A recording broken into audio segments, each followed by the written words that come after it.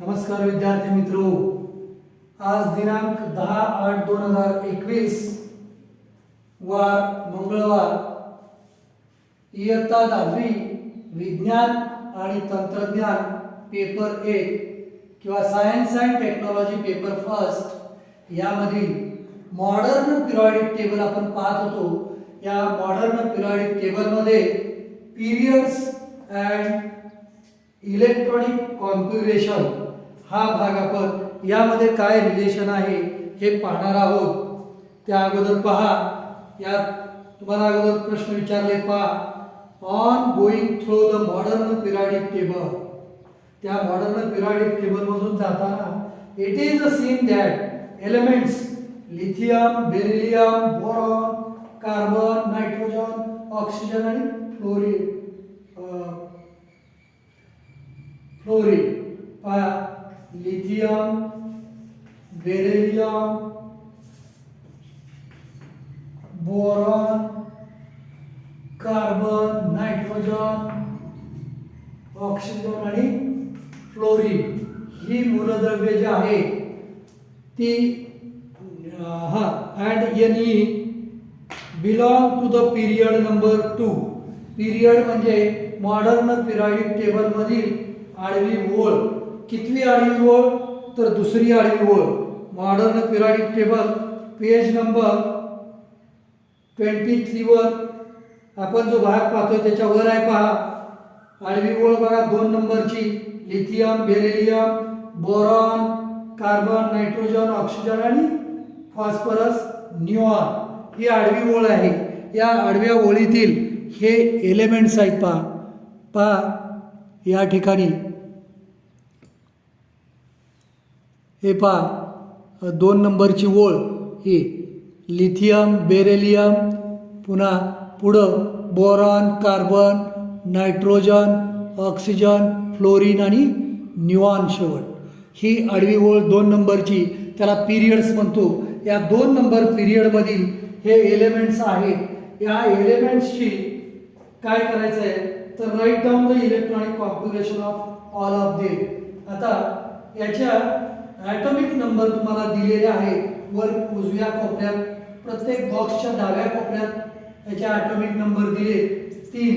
इथं beryllium 4, boron किती आहे 5, कार्बन 6, नायट्रोजन 7, ऑक्सिजन 8, फ्लोरीन 9 आणि निऑन 10 असे ॲटॉमिक नंबर्स आहेत।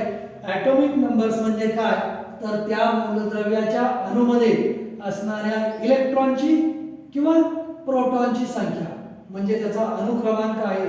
मग हा लिथियमचा अणुक्रमांक किती आहे तर 3 आहे। तर आपण त्याचं इलेक्ट्रॉनिक कॉन्फिगरेशन लिहू।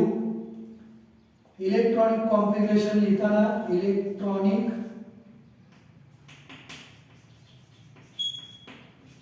कॉन्फिगरेशन पहा, लिथियम मध्ये फक्त 3च इलेक्ट्रॉन आहे, हा त्याचा केंद्रक। ही पहिली कक्षा, यामध्ये 2 इलेक्ट्रॉन आणि दुसऱ्या कक्षेमध्ये हा इलेक्ट्रॉन। म्हणजे या पिरियडची सुरुवात त्या एलिमेंटच्या नवीन कक्षेने आणि एका इलेक्ट्रॉनने होते। आता बेरिलियम मध्ये 4 इलेक्ट्रॉन्स आहेत, हा त्याचा केंद्रक। पहिल्या कक्षेत जास्तीत जास्त 2 इलेक्ट्रॉन, राहिले किती अजून 2 इलेक्ट्रॉन, मग हे 2 इलेक्ट्रॉन दुसऱ्या कक्षेत पहिला इलेक्ट्रॉन याच्यात होता, आता दुसऱ्या कक्षेत अजून एक इलेक्ट्रॉन याच्यात वाढला। आता बोरॉन त्याचा केंद्रक हा, पहिल्या कक्षेत 2 इलेक्ट्रॉन, दुसऱ्या कक्षेत इथं 2 होते, 4 चा 5 झाले इलेक्ट्रॉन, म्हणजे ह्या कक्षेत किती असतील 3 असतील। आता 2 नंबरच्या कक्षेत ह्याच्यात किती असतील हे 2 नंबरच्या कक्षेत 1 2 3 आणि 4 असतील। आता त्याच्या पुढच्या पहिली कक्षा पूर्ण 2 न, दुसरी कक्षा 1 2 3 4 आणि 5 असतील। आता ऑक्सिजनचा ॲटॉमिक नंबर 8 आहे, पहिल्या कक्षेत 2 इलेक्ट्रॉन, राहिलेल्या दुसऱ्या कक्षेत किती इलेक्ट्रॉन 2 आणि 6, म्हणजे याच्यात 6 असतील, 1 2 3 4 5 6। आता निऑन मध्ये पहिल्या कक्षेच्या 2च इलेक्ट्रॉन असतात. दुसऱ्या कक्षेत राहिलेले 7 1 2 3 4 5 6 आणि 7. आणि न्यूऑनमध्ये पहिल्या कक्षेत 2, राहिलेल्या कक्षेत 8 इलेक्ट्रॉन असतात. म्हणजे त्या ठिकाणी ही 2 नंबरची कक्षा पूर्णपणे ऑक्टेट भरतं. म्हणजे पूर्णपणे 2 नंबरची काय होतं. आता हे न्यूऑन मी इथं लिहितो बघा. न्यूऑनचा ॲटॉमिक नंबर आहे 10. याचे पहिल्या कक्षेत 2च इलेक्ट्रॉन, दुसऱ्या कक्षेत 1 2 3 4 5 6 7 आणि 8. एकूण इलेक्ट्रॉन हे 2 आणि हे 8, एकूण झाले 10. म्हणजे ही 2 नंबरची जी कक्षा आहे जास्तीत जास्त त्यामध्ये इलेक्ट्रॉनची संख्या 10 असते. म्हणजे या ठिकाणी ही इलेक्ट्रॉन कक्षा पूर्ण झालेली आहे. शेल इलेक्ट्रॉन शेल पूर्ण झालेला आहे. तर पिरियडची सुरुवात ही नवीन कक्षेने होते आणि तीच कक्षा त्याच्या पिरियडच्या एंडला, आडव्या ओळीच्या एंडला, हा एंडला म्हणजे तिथं ती 2 नंबरची कक्षा काय होते, पूर्ण भरते. पुन्हा तिसरी आडवी ओळ आहे तिची सुरुवात होताना काय होतं तर तिसऱ्या कक्षेने सुरुवात होतं. हे 8 पूर्ण झाले. तिसऱ्या कक्षेत 1 इलेक्ट्रॉन, तिसऱ्या कक्षेत 2, तिसऱ्या कक्षेत 3, तिसऱ्या कक्षेत 4, असे तिसरी कक्षाची पण ऑक्टेट 8 इलेक्ट्रॉन पूर्ण भरली की पुन्हा चौथा पिरियड इकडे चालू होतो नवीन कक्षेने त्यातल्या एका इलेक्ट्रॉनने. पहा मग, on going through the modern periodic table, it is seen that the element lithium, beryllium, boron, carbon, nitrogen, oxygen, fluorine and neon, आडवी 2 नंबरची ओळ आहे, belong to the period number 2. periods म्हणजे आडवी ओळ. Write down the electronic configuration. Electronic configuration त्याची आपण लिहिलेली आहे. काय आहे तर याच्यात 1 आणि 3, दुसऱ्या कक्षेत पहिल्या कक्षेत 2, दुसऱ्या कक्षेत 1, 2 आणि 2, इथं 2 आणि 3, दुसऱ्या कक्षेत 3 आहे, पहिल्या कक्षेत 2 आहे, 2 आणि इथं 4, इथं 2 आणि 5, इथं 2 आणि 6, इथं 2 आणि 7 आणि इथं 2 आणि 8. अशा रीतीने ही आडवी ओळ एका इलेक्ट्रॉननं जसं जसं पुढे जाऊ तसं ॲटॉमिक नंबर 1 ने वाढतो. तसंच दिलेल्या कक्षेत इलेक्ट्रॉनची संख्या पण 1 न वाढत जाते. मग पहा, is the number of valence electron same for all these elements. आता व्हॅलन्स इलेक्ट्रॉन पहा, दुसरी कक्षा पूर्णपणे भरण्यासाठी किती इलेक्ट्रॉनची आवश्यकता असते तर एकूण 8 इलेक्ट्रॉनची आवश्यकता असते. मग या दुसऱ्या कक्षेत इथं किती आहे, फक्त एकच एलिमेंट आहे. मग ही कक्षा पूर्ण होण्यासाठी त्याला 7 इलेक्ट्रॉन घ्यावे लागते किंवा 1 इलेक्ट्रॉन सोडून ती कक्षा सोडावी लागते. मग सोपं कोणतं, 7 घेणं का 1 सोडणं. म्हणजे 1 सोडणं म्हणजे याची व्हॅलन्सी 1 आहे, ह्याची व्हॅलन्सी, याला 6 घ्यायचे का 2 सोडायचे. 2 सोडणं सोपं म्हणून याची व्हॅलन्सी याची 1, याची 2, याला 3 सोडणं सोपं का 5 घेणं, 3 सोडणं सोपं म्हणून याची व्हॅलन्सी 3. इथं 4 घ्यावे तरी लागतात नाही तर 4 सोडावे तरी लागतात म्हणजे याची व्हॅलन्सी 4. आता इथं दुसऱ्या कक्षेत 5 इलेक्ट्रॉन आहेत, 8 होण्यासाठी 3 कमी आहेत. 5 सोडणं सोपं का 3 घेणं, 3 घेणं सोपं म्हणजे इथं 3. इथं 6 आहे, कमी किती पडतात 2, तो घेईल. इथं 7 आहे, कमी किती पडतात 1 आणि इथं याची व्हॅलन्सी 0 आहे म्हणजे इथं व्हॅलन्सी नाही. अशा प्रकारे ही व्हॅलन्सी 1 2 3 4 3 2 1 0 अशा प्रकारे याची व्हॅलन्सी येते. पहा तिसरा प्रश्न, is the number of the shell the same in this. ह्या सगळ्यांमध्ये नंबर ऑफ शेल हा दुसराच आहे. पहा सगळ्यांमध्ये 2 नंबरचाच इलेक्ट्रॉन शेल सेम शेल. मग पहा, you will find that the number of valence electrons is different in these elements.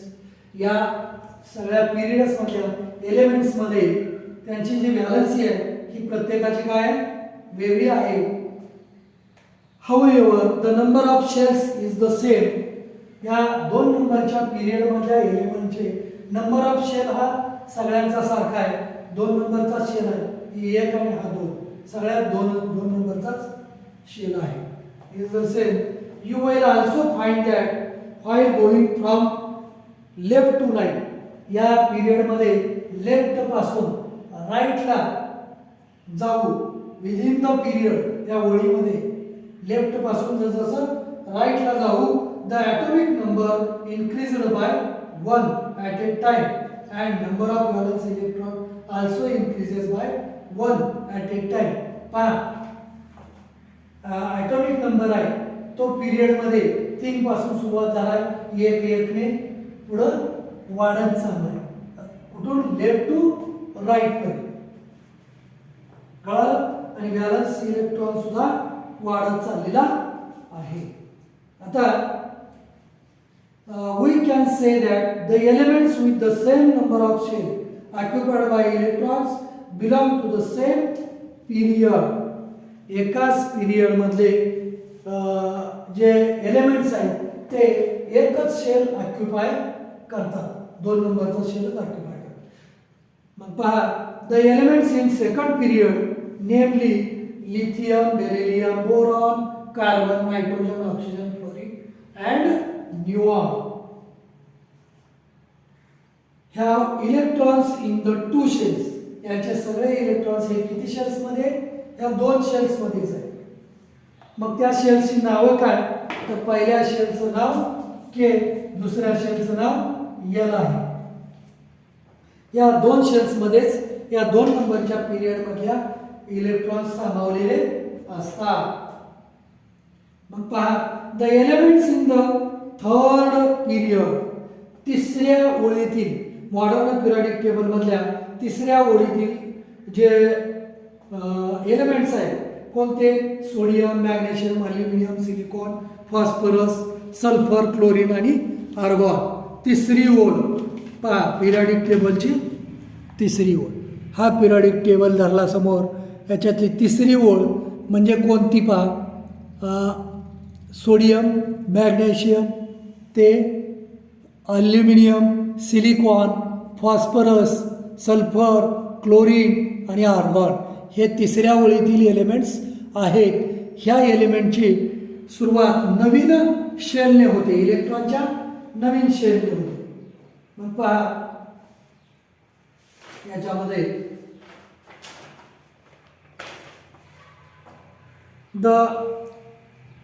the elements in the third period, namely sodium, magnesium, aluminum, silicon, phosphorus, sulfur, chlorine and argon have electrons in a 3 shells.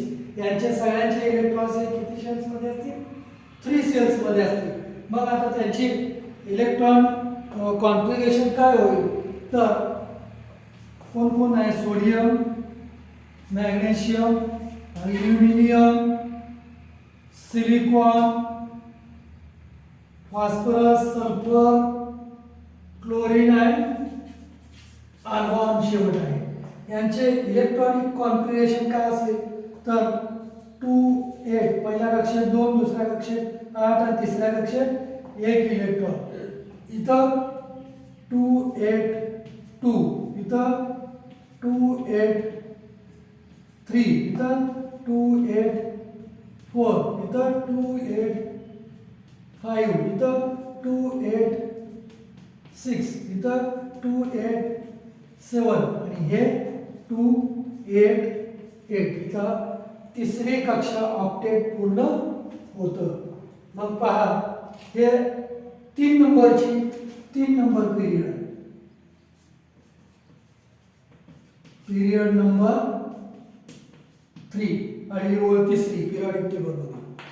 मग पहा, the number of elements, the elements in the third period namely sodium, magnesium, aluminium, silicon, phosphorus, sulfur, chlorine and argon have electrons in these 3 shells K, L, M.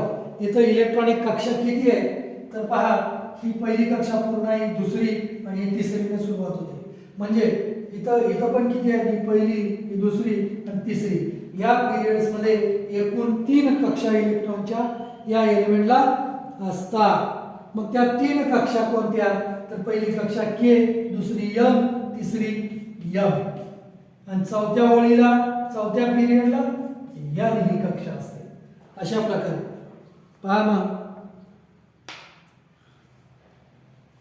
shells K, L, M, write down the electronic configuration of these elements खाली दाखवले and confirm. In the modern periodic table, electrons are filled in the same shell while going along a period from left to right, and at the beginning of the next period, a new electron shell starts filling up. पहा तिसऱ्या कक्षेची सुरुवात हे तिसऱ्या period मध्ये 3 number period मधील पहिल्या elements होते.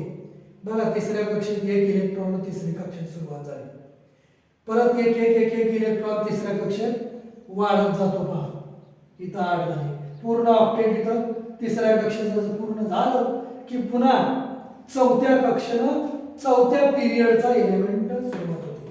Period number 3, period number 4, चौथी ओळ, त्याच्यातल्या पहिल्या एलिमेंट्सनं चौथी कक्षा पूर्ण होती.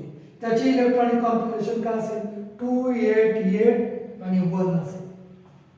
अशा रीतीनं इलेक्ट्रॉनिक कॉन्फिगरेशन येतात. पहा the number of elements in the first 3 periods is determined by the electron capacity of the shell and the law of electron octet. खाली पहा, can you recall? What are the values of n for the shells K, L and M?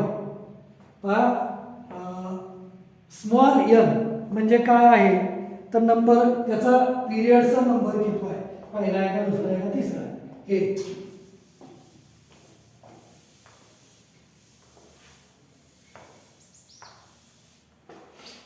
पहा एका shell मध्ये किती electrons बसतात.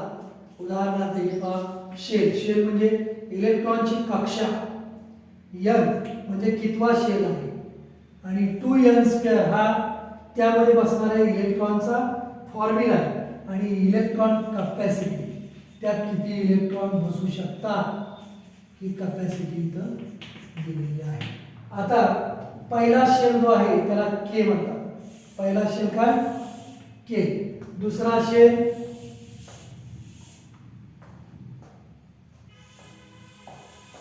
दुसऱ्या शेलला L, तिसरा M.